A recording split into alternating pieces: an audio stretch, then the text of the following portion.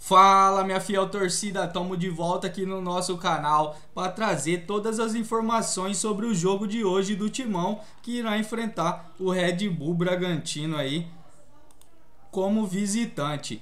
Esperamos que o nosso Timão desempenhe uma boa partida. Quero deixar o meu palpite para o jogo, será 3-0 pro Timão nesse jogo. Se você também quer deixar o seu palpite do jogo, corre aqui abaixo nos comentários, coloque lá o seu palpite do jogo, que será muito importante. Estarei lá curtindo e respondendo assim que possível, beleza, rapaziada? Se você é novo aqui no canal, se inscreva, ative o sininho de notificações, porque assim você recebe aquela mensaginha onde vem trazendo todas as informações do nosso Corinthians todos os dias aqui no nosso canal. Bragantino hoje, e aí esse destaque que é o principal, né? A gente tá vendo essa manchete porque o Corinthians tenta uma quarta vitória consecutiva e aos poucos o Dorival vai acertando a casa, especialmente na defesa. Essas 3 vitórias em sequência, né, contra Atlético Mineiro, Vitória e Grêmio, aconteceram com o time sem ser vazado, sem sofrer nenhum gol.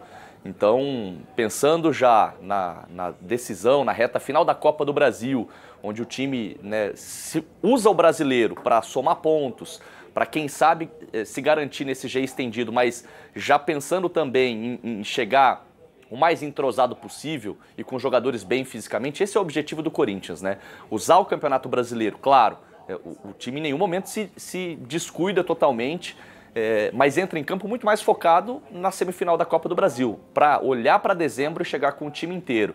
Então, o Corinthians tenta embalar essa quarta vitória consecutiva, tenta manter esse bom momento do sistema defensivo, mas com problemas hoje, viu, Barreto? Porque o Hugo Souza sofreu uma pancada na coxa no jogo contra o Grêmio, vai ser preservado do jogo de hoje para ter condições na próxima rodada contra o Ceará. Então Felipe Longo vai ter mais uma oportunidade como titular e 3 jogadores voltam depois de cumprirem suspensão. Martinez, Ranielli, que pode inclusive voltar já para o time titular para fazer essa função de terceiro zagueiro, a gente vai ver no campinho. Na última partida, quem jogou como um terceiro zagueiro, junto com o Tchoque e com o Gustavo Henrique, foi o Angileri.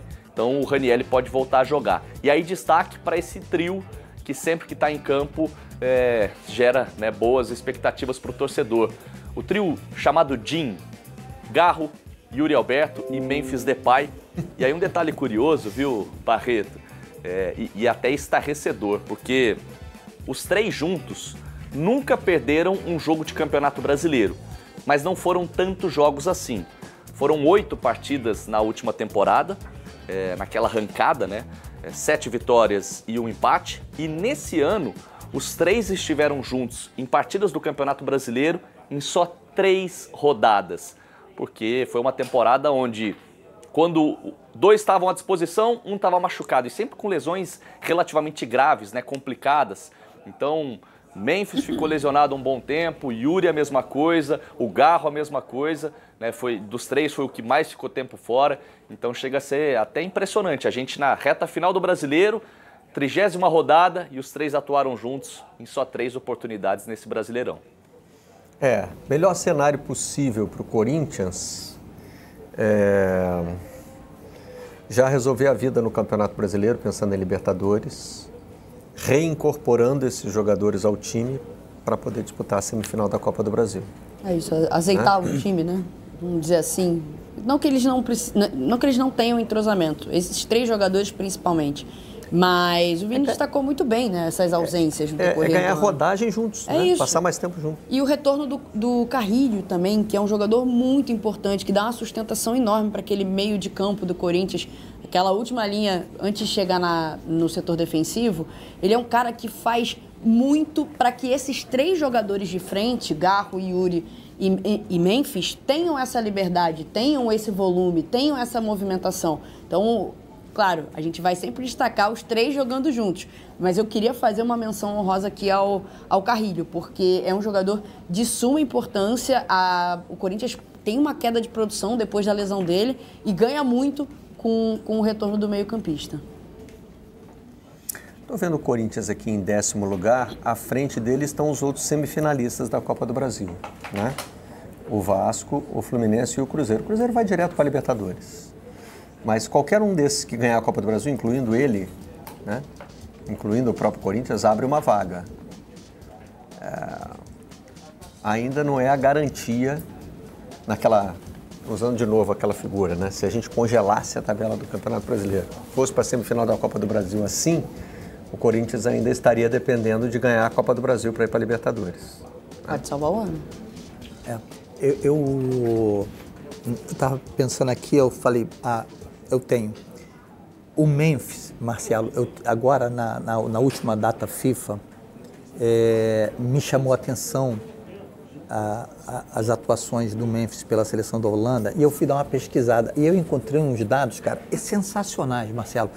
O Memphis, ele é o vice-artilheiro do grupo europeu, lá nas eliminatórias europeias. Ele é o vice-artilheiro com 7 gols, atrás do Haaland, que tem 12. Ele é o segundo em participações em gols, 11 participações, 3 a menos do que o Haaland. E o terceiro melhor em assistências, com 4 assistências em 6 jogos.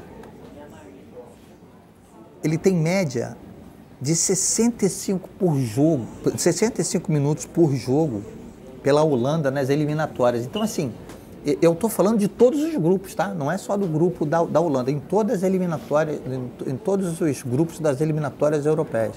Então, assim, a gente tem aqui no Brasil um jogador de um calibre altíssimo, Marcelo, altíssimo. E esse jogador pode fazer a diferença para o Corinthians agora nessa reta final. Porque é quando alguns técnicos que eu me relaciono falam o seguinte, essa hora é a hora do jogador grande. Se o Memphis for o mesmo no Corinthians que ele é na seleção da Holanda, mas ele não gosta dessa comparação, né, Vini? Não gosta.